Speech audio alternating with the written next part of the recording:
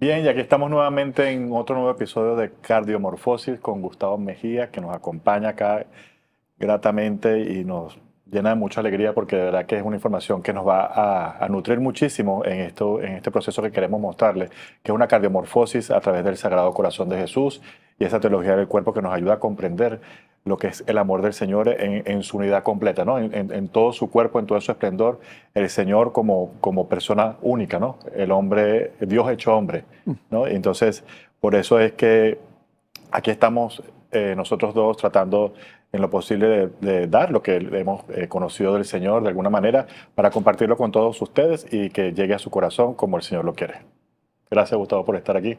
No, a ti, Roger, muy contento de estar en este caminar desde el corazón de Cristo, encontrar la persona plena, ese 100% Dios, 100% hombre, que le revela al hombre el hombre mismo, como dice Gaudium Spes, ¿no? Así es. Y bueno, coincidimos en estas grabaciones con la publicación de la encíclica del Papa Francisco, Dilexit Nos, ¿no? ¿Se pronuncia Ujú, así? ujú, ujú. Así es, que es Él nos amó, ¿no? Es la traducción de esto, Él nos ha amado y es qué bonito que coincidir con esto porque es como una confirmación del Señor al trabajo que estamos haciendo y entender que el Señor es un único ser completo, ¿no? Y que las devociones son muy lindas, son bonitas, está bien, pero no podemos desmembrar al Señor de esta forma, ¿no? De decir solamente adoramos su corazón, o solamente adoramos su faz, o solamente sus llagas. Entendemos todas y cada una de estas devociones individuales, pero que a la vez el Señor quiere llevarnos, y la Iglesia misma y el Papa Francisco con esta nueva encíclica, a adorar al Señor de esta forma única, completa, el ser único, Dios único, ¿no? Total, total. Como tú lo acabas de decir, ¿verdad? No podemos desmembrar al Señor.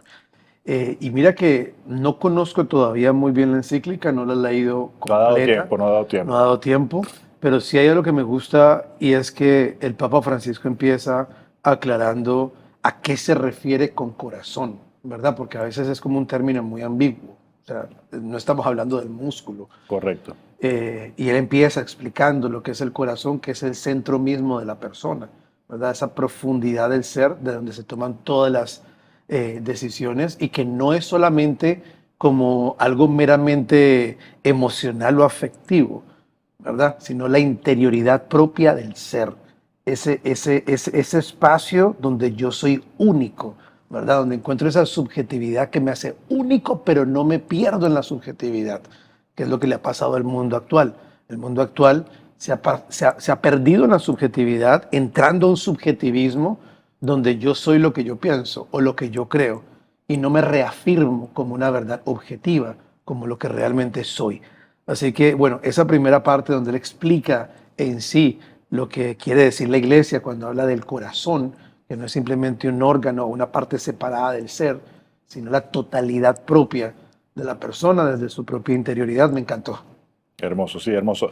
Yo lo pude leer las primeras tres páginas completamente y con profundidad, las otras lo ojeé, pero me encanta toda esta descripción que va haciendo el Papa de todos los elementos que componen la imagen del corazón de Jesús, ¿no? Su mirada, su rostro, su corazón, el corazón con las llamas, el escrito que tiene allí, y me parece que es una descripción que cuando la terminemos de entender completamente nos va a ayudar mucho a entender esta devoción y a retomarla, ¿no? Porque se ha perdido un poquito dentro de las devociones que ha mantenido la iglesia, se ha perdido mucho la devoción del corazón de Jesús por considerarlo a veces como algo muy antiguo o como esto que estamos mencionando ahora, de que no se puede desmembrar al Señor de esta forma porque se está malentendiendo la devoción como tal. Adorar el corazón del Señor es adorarlo completamente a Él. ¿Sí? Ujú, Y también lo podemos contemplar así desde la Eucaristía. ujú. Entonces, para adentrarnos más en esto de lo que vinimos a conversar, de esta cardiomorfosis que debemos vivir los seres humanos para llegar a esta plenitud, de llegar a acercarnos lo más posible a esa dignidad que tenemos como seres humanos creados a imagen y semejanza de Dios. Me gustaría, Gustavo, que adentráramos más ya en la teología del cuerpo y ya como explicamos en anteriores episodios, todo esto de que fuimos creados a imagen y semejanza, que nos hicieron la pareja idónea, luego el pecado. Entonces, ¿cómo empezamos a reconstruir al ser humano, ¿no? Después que nombramos las heridas que hemos mencionado en anteriores episodios, ¿cómo lograr reconstruir este ser humano que es hecho a imagen y semejanza del Señor? Ujú. Mira que eh, esa es la parte que San Juan Pablo II llama el hombre histórico, ¿verdad? Y el hombre histórico en la teología del cuerpo abarca desde el pecado hasta la redención. Y esa parte es muy importante porque muchas veces el entendimiento antropológico que tenemos de la persona humana solamente se enfoca en el pecado, en lo que vivimos en el día a día, en la cultura, en la historia, y olvidamos toda la parte de la redención, ¿verdad? Y para quien empieza esa dinámica de redención siempre es Dios, porque Dios es el que nos preside.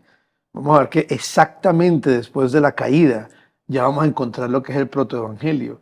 Exactamente después de la caída ya Dios va a decir a la serpiente que la descendencia de una mujer le va a aplastar la cabeza, ¿verdad? Desde ahí ya el Señor pensó esa salvación que llega a su plenitud en la segunda persona de la Trinidad, que como yo siempre digo, los cielos no pudieron contenerlo, ¿verdad? Ese deseo que él tenía, ese amado, ese deseo que él tenía de hacerse uno con nosotros, ni los cielos pudieron contenerlo porque él se encarna, como dice el Evangelio de San Juan, y la palabra, el logos.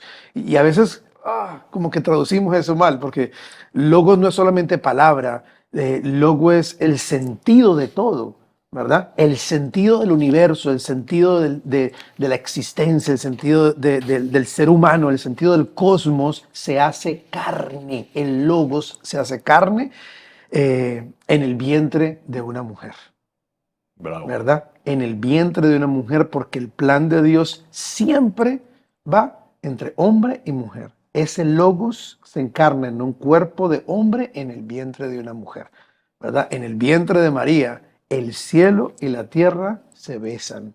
En el vientre de María podemos decir que toda esa justicia original, esa unión del cuerpo y alma, esa unión de la persona y Dios, esa unión de nosotros y los demás y la creación que el pecado rompió y creó como una división, en el vientre de María vuelven y se unen nuevamente, ¿verdad?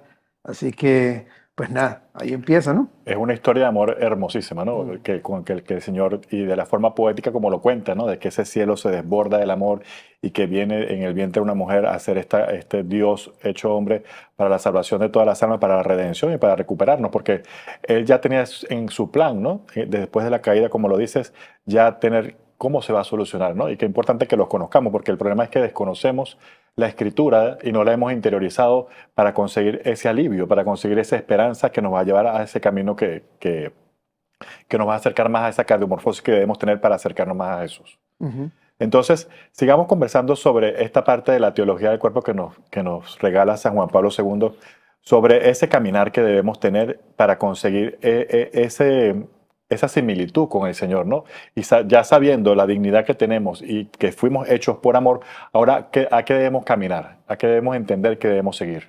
Mira que muy importante, porque en la iglesia tenemos dos posturas, ¿verdad? Está la postura mariana, que es la postura del fiat, de la apertura, del hágase en mí, y está la postura petrina, que es la de vayan y hagan discípulos en todas las naciones. Pero siempre la postura mariana preside la petrina. O sea, si queremos saber realmente qué significa ser iglesia, tenemos que mirar a María, ¿verdad? María es quien nos enseña esa apertura y esa receptividad que cada uno de nosotros debe tener, ¿verdad? Eh, esa, esa, esa apertura de poder llevar al Señor a cada una de las áreas de mi vida, ¿verdad? A cada uno de esos lugares heridos de mi corazón, ¿verdad? El otro día escribí algo y decía, si realmente queremos ser luz del mundo, primero tenemos que tomar conciencia de las oscuridades que nos habitan, ¿verdad? Mm. Y no solo por la conciencia que yo tenga, sino ser consciente para poder abrirlas y que la luz de Cristo penetre y por esas mismas áreas que tal vez hubo oscuridad, brote esa gracia y esa misericordia de Dios en la vida de nosotros que luego compartimos con los demás. Entonces, ese es el primer paso, es poder tener esa apertura en mis hambres, esa apertura en el deseo, esa apertura en mis heridas, esa apertura en mis necesidades, poder abrir plenamente eso al amado. En la teología del cuerpo siempre vemos como la unión del hombre y la mujer es un signo visible, como lo habíamos dicho en los otros capítulos, del mundo interior de Dios, ¿verdad? Ese hagamos al hombre a nuestra imagen y semejanza, varón y hembra los creó. O sea que esa relación de hombre-mujer nos está contando una historia, que además es un ícono de la unión de Cristo con su iglesia, como lo va a decir San Pablo en Efesios 5. San Pablo en Efesios 5 dice, por eso deja el hombre a su padre y a su madre y se hace una sola carne con su mujer. Para mí, gran misterio es ese, como decimos en griego, mega misterio que anuncia la unión de Cristo con su iglesia. Por lo tanto, si Cristo es el amado, que viene a hacerse uno con nosotros, ¿verdad? Y en la relación del hombre y la mujer, el hombre es ese sicar, como se dice en Génesis 1, varón, ¿verdad? Que recuerda el pacto de Dios con la humanidad en la persona de Cristo. Pues la mujer entonces es la que nos recuerda cómo ser iglesia, ¿verdad? Cómo responder como la amada de Cristo, porque todos nosotros que somos la iglesia somos la amada de Cristo. Y en esa unión del hombre y la mujer, vamos a ver que la mujer abre su cuerpo ante el encuentro con el hombre para recibir esa semilla de vida. Entonces, esa es nuestra postura ante el amado que es Cristo. Es total apertura en cada una de las dimensiones de mi persona para que Cristo pueda entrar y poner su semilla de vida, ¿verdad? Darle carne a esos huesos secos que a veces nos habitan. Qué hermoso, Gustavo. De verdad que este audio lo deberíamos grabar para que nos lo llevemos a la cama antes de dormir y recordar todos de qué significa la unión esponsal, ¿no? Para que se nos quede impregnado y se nos quede grabado, porque se ha perdido mucho este significado. Me gustaría ir un poquito unas palabras antes que dices sobre las tinieblas internas, ¿no? Y en forma práctica, tú como psicoterapeuta, porque la idea es que nos ayudes a encaminarnos a esa a conocerlas, como lo dijimos en episodios pasados, sobre reconocer las heridas, pero ¿cómo haríamos para comenzar a caminar en ese camino que nos lleve a sanar esto, a entrar, a que entre la luz? Porque lo podemos decir poéticamente, bueno, sí, la apertura hacia el Señor, ¿no? Hermoso. Pero ¿cómo podemos empezarlo a practicar de una forma práctica que, claro, cada persona va a tener particularmente algo que hacer, ¿no? Con su terapeuta o con la persona que necesite la ayuda. Pero, ¿cuál es tu invitación a las personas para comenzar a darle luz a esas tinieblas? Con gente, con gente, con gente como Roger es que tengo que trabajar. Roger me recuerda también trabajo con Airán, porque siempre yo soy así, todo poético, todo así, me encanta la poesía, la lírica, y siempre tengo un Roger o un Airán que me dicen a la tierra, ¿cómo se hace eso? Suena muy bonito, pero realmente cómo se ve y tienes Yo toda la quiero saber razón. cómo se hace. Mira, ahora, dentro del proceso terapéutico, ¿qué es lo primero que yo tengo que hacer? Es poder nombrar las heridas, que lo hablábamos el capítulo pasado, ¿verdad? Yo tengo que reconocerlas porque lo que no se toca no se sana. Tengo que reconocerlas. Es lo primero que tengo que hacer. ¿Cómo reconocemos las heridas? Bueno, de diferentes maneras. Una, viendo comportamientos enfermos que a veces tenemos, ¿verdad? Comportamientos como, por ejemplo, hay gente que necesita ser necesitada, ¿me entiendes? Entonces, a veces no delegan 100% en las cosas que tienen que hacer porque necesito que la gente dependa de mí. Tengo una necesidad porque tal vez tuve un rechazo, tuve un abandono.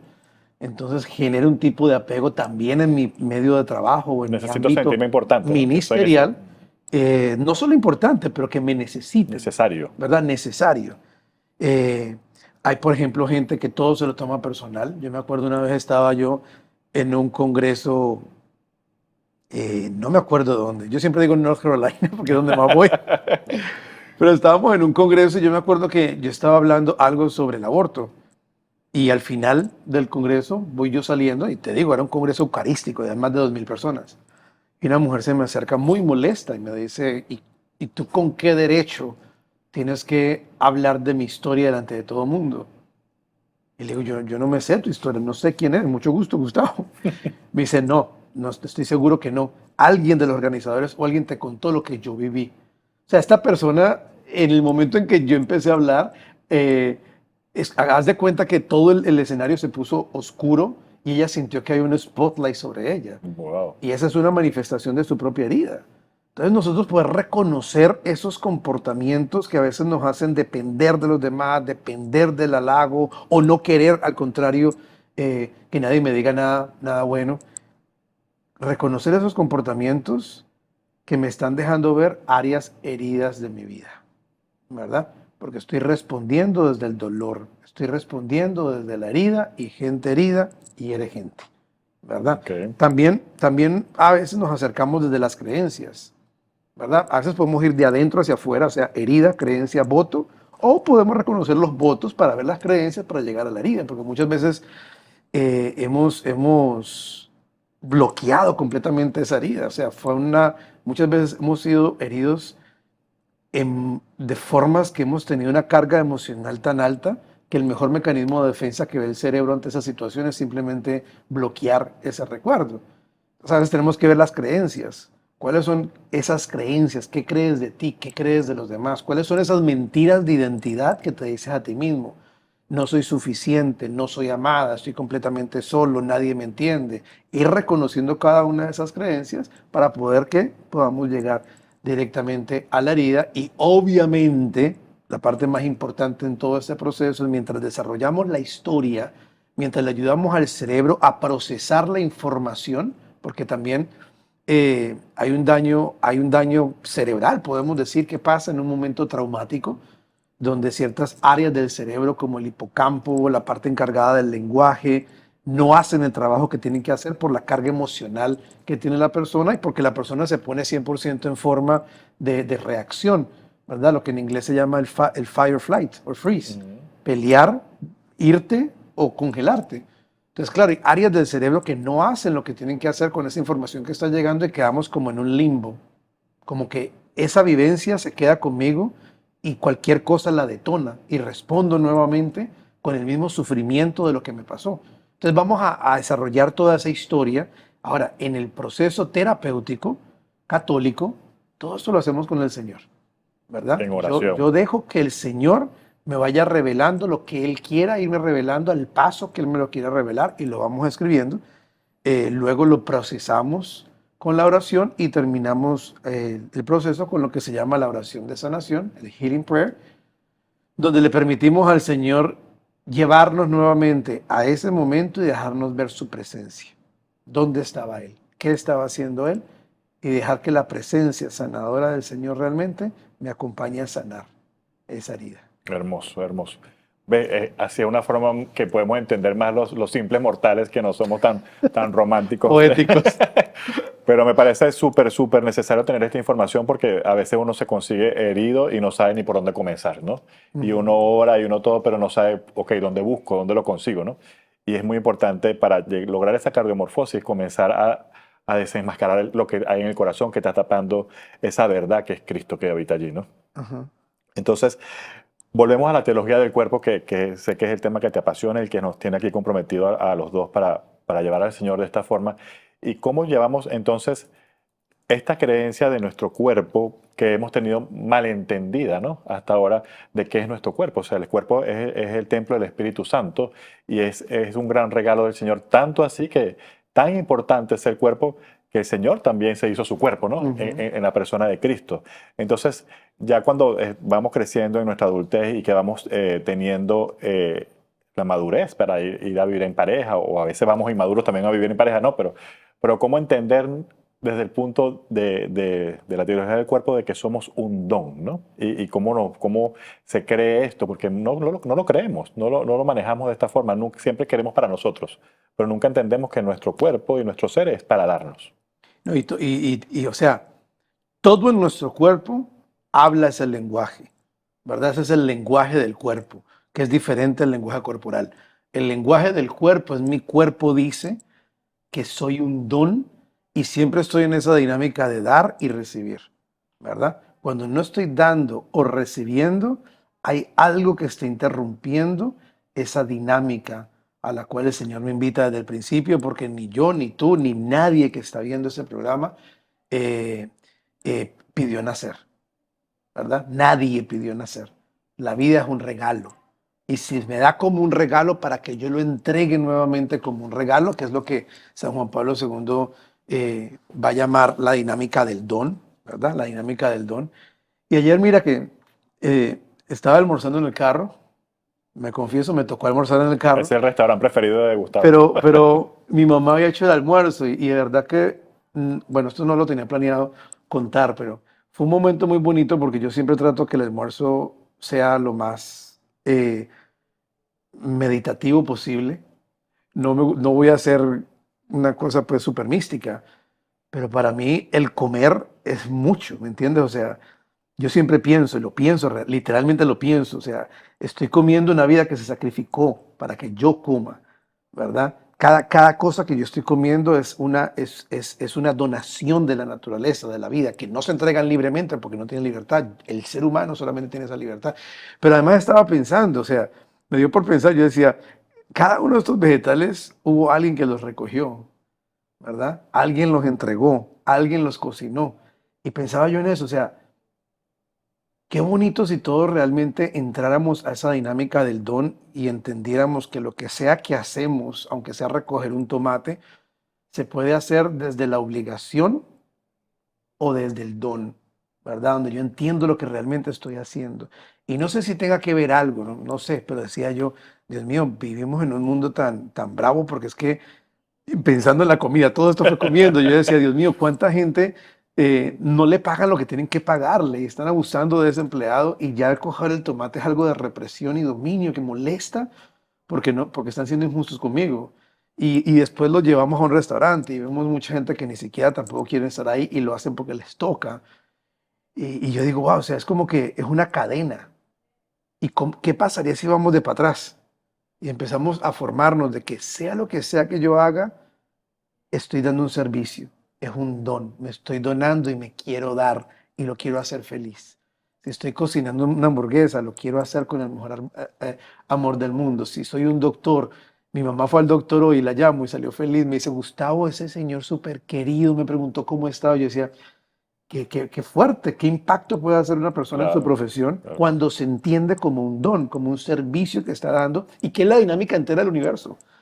La dinámica entera y solamente el ser humano tiene la decisión de hacerlo libremente. Porque el sol se da 24 horas al día. Todo el tiempo se está dando, está compartiendo su luz, pero no es libre. Él no escoge darse. Entonces todo en el universo cumple esa misma dinámica del don. Siempre alguien da y alguien recibe. Qué lindo que solamente el ser humano tiene esa capacidad de decidir. Me doy, pero no me doy porque me toca, sino porque quiero levantarme por la mañana a trabajar y decir, me voy a trabajar, pero no porque me toca, sino porque quiero. Quiero ser un don. Mira, eso te cambia la Que dimensión de la cambia vida, totalmente, completamente. totalmente, porque esta autoimagen que nos creamos de autosuficiente, ¿no? Y no nos damos cuenta de que para tener ese plato de comida hay una cantidad de personas haciéndolo por nosotros, aparte del trabajo de la naturaleza que es también hecho por el Señor. Pero es que la autosuficiencia que nos ha hecho creer este mundo como creencia personal ha sido muy destructivo para nosotros mismos, porque nos ha llevado a ese punto de no entender que supuestamente no necesitamos a nadie más, ¿no? Entonces, ahí donde perdemos, creo yo, corrígeme si estoy equivocado, perdemos esa convicción o ese concepto de ser don, ¿no? Porque yo soy suficiente para todo lo que necesito hacer, sin darte cuenta de todo lo que está detrás de ti para que puedas vivir, ¿no? Ujú. Y eso, mira que, y vamos cerrando, porque el primer nivel del amor, lo que Juan Pablo II llama la materia bruta del amor, que es el eros, resulta que el eros es precisamente ese amor que me invita a salir de mí a la búsqueda de todo lo bueno, lo bello y lo verdadero en la otra persona. O sea, el eros es lo que me empuja, como dice Benedicto XVI en la encíclica de Deus Caritas Est. Tenemos que reeducar el eros para que nuevamente alcance su grandeza, ¿verdad? Que no es otra que llevarme hacia el infinito y más allá, porque el eros estaba hecho para convertirse en un ágape, ¿verdad? Ujú. Lo que hace el pecado original es que coge ese eros y cuando ya va a salir hace un U-turn y lo deja en mí mismo. Te quedas allí. Entonces se desordena el eros y ya no quiero ser don para los demás, sino que quiero arrebatar lo bueno, bello y verdadero de la otra persona para mí en todos los niveles. A mí me sorprende, nosotros los seres humanos vamos caminando y vemos una flor hermosa y en vez de detenernos y admirarla y agradecer por su belleza, la arrancamos, la matamos para tenerla un ratico entre nosotros y esta misma Por mera dinámica complacencia, sí. y esta misma dinámica la vivimos en todo, inclusive en las relaciones. Llevamos ese mismo hedonismo a nuestras relaciones y entonces me relaciono con las personas dependiendo del placer que me puedan dar, de la conveniencia, en qué me conviene esta persona. Entonces la idea es poder eh, llevar esa redención al eros para entonces yo poder ser un don nuevamente y el que me muestra la plenitud de esta dinámica es Cristo, porque el amor tiene forma de cruz, ¿verdad? Le hemos inventado muchas alitas y de todo el amor, Todo lo adornamos. pero el amor tiene forma de cruz. O sea, cuando yo quiero saber qué es el amor de forma plena, tengo que mirar a la cruz. A mí, mucha gente cuando me visita se ríen porque en mi cuarto yo tengo una cruz ensangrentada y enllagada que me compré en el santuario de, ay, donde está la hermana Angélica, sí, En Alabama. Mother Angélica. Y me compré así toda enllagada una cruz, pero, o sea, está despedazado, Cristo. Me dicen, ¿pero qué es eso, Gustavo? Y yo, es que cada que me levanto en la mañana, yo quiero ver esa cruz y acordarme que a ese punto yo estoy llamado a donarme. ¿Verdad? Que Jesucristo nos enseña lo que es el amor de forma plena. No que el amor no de gusto, no que el amor de placer. Yo no estoy diciendo eso, pero tanto el gusto como el placer tiene que ser un resultado de la entrega, ¿verdad? Nunca un fin. Porque cuando yo hago del placer un fin en mis relaciones, ya eso es hedonismo, eso no es amor, eso es Sí, utilitarismo, ya es uso. es Exacto, cosificar a la persona. Entonces, bueno, vamos a dejar ahí, vamos a dejar en esa apertura del corazón que le va a permitir entonces a Cristo poder entrar a retomar su trono. su Y el trono. próximo capítulo tú nos vas a hablar de qué, del corazón que... Del tercer corazón que nos regala la cardiomorfosis, que es ya un corazón que comienza a entender que tiene que dejar salir todo esto de lo que se ha cargado, todos estos conceptos que ha creado, todas estas falsas creencias que nos hacemos nosotros mismos para comenzar a vivir en la libertad, comenzar a dejar que entre esa luz dentro de esas tinieblas y ver cómo lo podemos hacer, ¿no? A través de la teología del cuerpo y a través de todo lo que nos ofrece la doctrina de nuestra iglesia. Así que nos vemos en el próximo episodio con más de cardiomorfosis y Gustavo Mejía. Gracias.